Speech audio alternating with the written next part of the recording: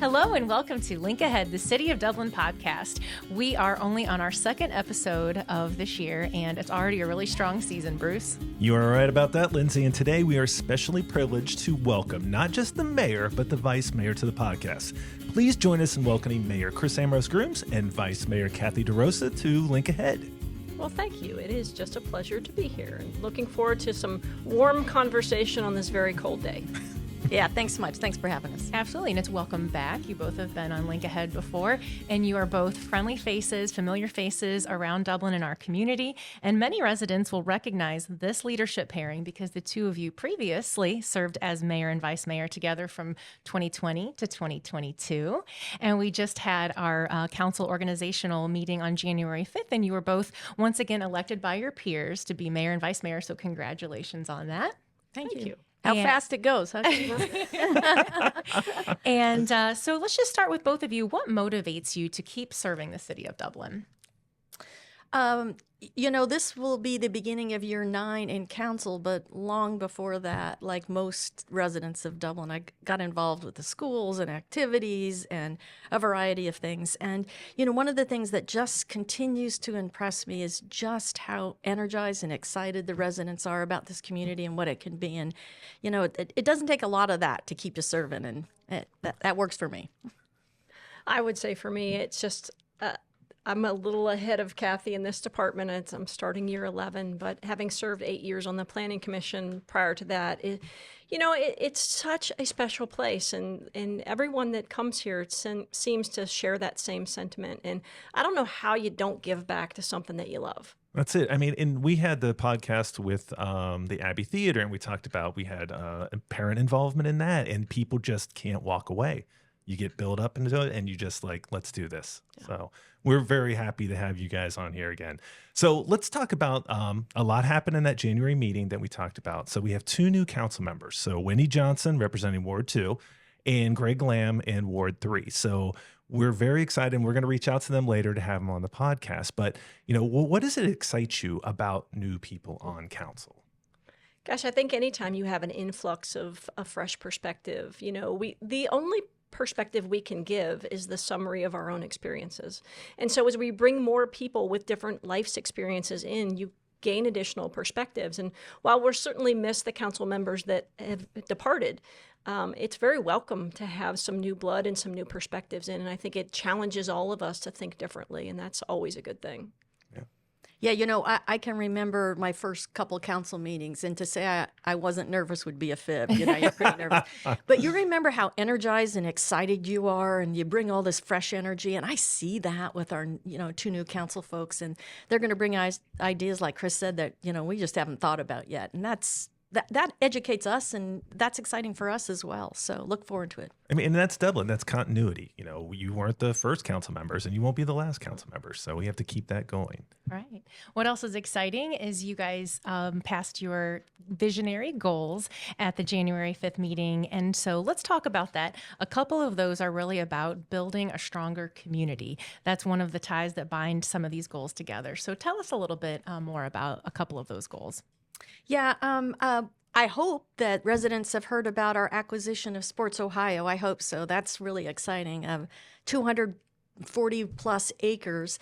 I mean, I think council has heard repeatedly how important it is to have just outstanding recreation for our youth of all ages, really, and that we just haven't had enough. So not since the rec center came online, but 30-some years ago, have we had an opportunity to really put forth a great recreational program. So this started last year. We have a lot of momentum. We've picked an operator to manage that for us. And so what you're going to see this year is engagement with the residents and what they want to see it look like and what they want to see it be. And so we're excited about that, and we invite everybody to help us vision what a really superb sports and recreation facility looks like. And that will create community on quite the next level. So we're looking forward to that. What we saw in our first organizational meeting of the year was really the result of the retreat that we had at the end of last year. And so we come out of that retreat, and we had essentially 4 visionary goals, or we like to think they're visionary. Some people may have a different opinion on that, but our visionary goals for what we want to see moving ahead, and they're not necessarily a one-year goal because many of them take multiple years to execute on. And so out of those 4 goals, they really fall into two sorts of categories. One of them is about community and keeping us together as we continue to move forward. And then the other is really about financing our future and how are we going to pay for the services and all of the events and all of the things that we pride ourselves on as a community. So out of those 4 goals, they're really 2 parts. And certainly one of those will be the Sports Ohio conversation moving forward. Well, you mentioned the finance piece. So let's dive into that a little bit more. We're talking about the West Innovation District. We're talking about revitalizing Metro Center.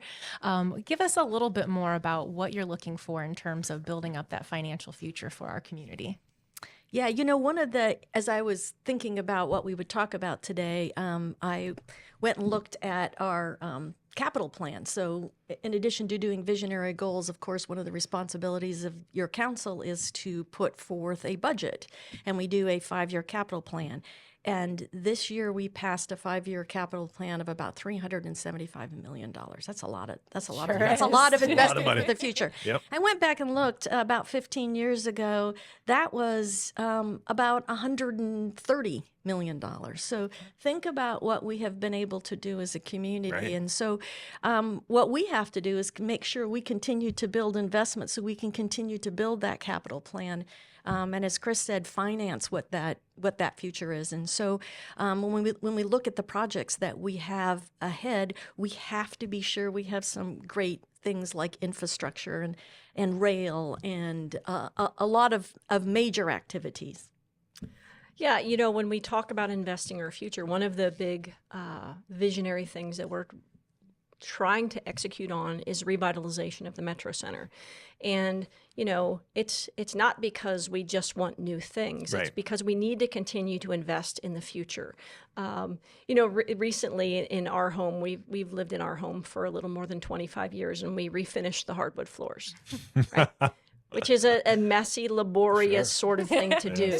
But it's necessary. It's necessary that we look back and we reinvest in ourselves and we make things, you may change the color of the stain on the floor or whatever it is because you need to stay relevant. And the important thing about staying relevant is that we live in a very competitive world. And even in the business of municipality, it is a very competitive place. And the folks that also want to attract the businesses that we want to attract are trying to put their best foot forward to make the case of why us. Mm-hmm. And so as we continue with that story of why us, we need to be on the forefront of that competitive environment. We need to think about the future of work, and certainly AI is changing the way work will happen. And so it's not so much, and I hope that the community understands that it's not just that we want to do something big and sexy. Right. We do. But the reason, the why behind the what, is that we want to stay competitive. We want to stay in front of the market, and we want to attract the best to the city of Dublin. Well, and that's what's so interesting about Dublin is because it's not just about the big dreams. Our dreams don't get any smaller, but it is about maintaining what we have. And you said that might not sound sexy, but when it is your street or your shared use path or in your community, that's what matters to you. And one thing we're really excited about, you mentioned the CIP, the Capital Improvements Program, is we now have a map, an interactive map on our website where you can go look at that 5-year plan to see what kind of projects are slated for the next few years. So we're really excited to have that. Yeah. Yeah, and they're impressive. Sometimes they're above ground and sometimes they're underground. Right. I mean, we're excited that I think it'll be in the next couple months that we'll complete the fiber to every single resident. Chris mentioned the importance of, the technology economy, whether that's AI or whatever you're working. Several years ago, many years ago, actually, the council decided, we've got to invest for that. We got to be ready for that. And here we are. We're ready for that. We're finishing what is just an amazing project. That seems so hard to believe that is almost complete. Yeah. I mean, I remember the build up and the communication to the residents and say, hey, it's going to be a little mess, but it's going to be worth it. And it was a little mess. Right. But it's going to be worth it and continue to continue to invest in it. I know infrastructure is not necessarily the sexiest words, but that's what really underpins really the role of government, is to make us ready. Well, absolutely. And that is about connecting the community, and to pivot from that to some other ways that connect the community, talking about just different events. So I know we have a lot of different events coming up this year. Share what you're excited about. You know, I'm excited about the 250th anniversary of our country, of course. I think we all are. And I know the city's planning lots and lots of things around that. Our traditional events in the community are going to have quite an extra flair this year, and we're looking forward to that. One of the events that I think might have its first anniversary this year is the Christkindl Mark, something that I've been personally excited about it. And for listeners that aren't familiar with what that is, a Christkindl Mark is a traditional holiday market celebrated in Europe, and you could describe it as winter wonderland of great crafts and activities and great things to eat and drink, and of course, most importantly, connecting with community. So between the close of the Irish Festival and St. Paddy's, it's kind of quite in Dublin. Right. And so this will be an opportunity to build community in the winter. So I'm looking forward to that. We've signed up a great operator to do that, and look out for that. We'll need volunteers. So excited about Well, I that. have to say, you are not the only one. The community and the region Right. are really going bananas over this. Anytime we post about it on social media or have a conversation, people couldn't be more excited. And so we're really glad to have that coming on board. Any events that you're looking forward to? Certainly the 50th anniversary of the Memorial Tournament, I think, Sure. is going to be really special, and looking forward to having really the eyes on the city, right? So each year, the eyes of the world come here, but I think this year is going to be extra special. Of course, we're going to be dedicating a new piece of public art that week right there in Muirfield that is inspired by Jack Nicklaus himself, and I'm hopeful that Mr. and Mrs. Nicklaus will be able to attend that time and feel honored and celebrated as we unveil that piece of public art right there in the heart of Muirfield Village. So the 50th anniversary of that, I know a couple years back we celebrated 35 years of the Irish Festival, but you know, it is so important that we focus on celebrating things together. It's no mistake that we are pushing these things out front. The 250th celebration birthday of the United States is because, like any family, like the city of Dublin is an extended group of family, and it's important that we come together and we celebrate significant milestones with one another, whether it be your niece's or nephew's first birthday or your grandparents' 100th birthday, right? You come together and you celebrate these events that are meaningful because they say something about who you are as a family. And so we hope to have a year of celebration that we come together as a family and we celebrate these things. Much like any other family, right? There's certain things you don't talk about at the dinner table. But what you will do is you're going to talk about how much you care about each other and how much you've been through together and the change that you've seen and the things that you're looking forward to in the coming 12 months. Well, it's funny you say that because, we take massive amounts of photos at all of these events. And I, being with the city for 25 years that I've been here, I am never stopped being amazed at how the joy we capture on people's faces, whether it's jumping on a bouncy thing at the Irish Festival, watching fireworks. Like we establish joy, and you're right. People want to be together for those things. Yeah. Speaking of joy and passion projects, Mayor, you have been a very big advocate for rail. So are there anything that you want to share with us today about rail? So, it's been a long journey. If you start to work on something that matters, it's going to take time. Mm-hmm. So we first started as a city working on this in 2016. Dana McDaniel and I had gone out to the Nevada desert to visit Hyperloop. Right. Yeah. And the Hyperloop was really the foreground for what would become passenger rail because we contributed to that study, and it is the same line that we're studying for rail. So that investment produced fruit because it kept us ahead of the study schedule. Mm-hmm. And so I was recently, just a couple weeks ago, was out back in the Las Vegas desert, but at this time we visited Brightline West. And we visited the organization that's building the passenger rail from Las Vegas to Los Angeles. And we got to meet with Sarah Watterson out there, who is the president of Brightline West, gave us some phenomenal advice and some really valuable insight. So we are in phase 2 of a 3-phase process of the FRA, the Federal Rail Administration, put out RFPs for this. We are in phase 2 of a three-phase process. So we hope to hear feedback on where those stops would be. The Midwest Connect line is the one that runs through Dublin, and that runs from Chicago to Pittsburgh through Dublin, Columbus.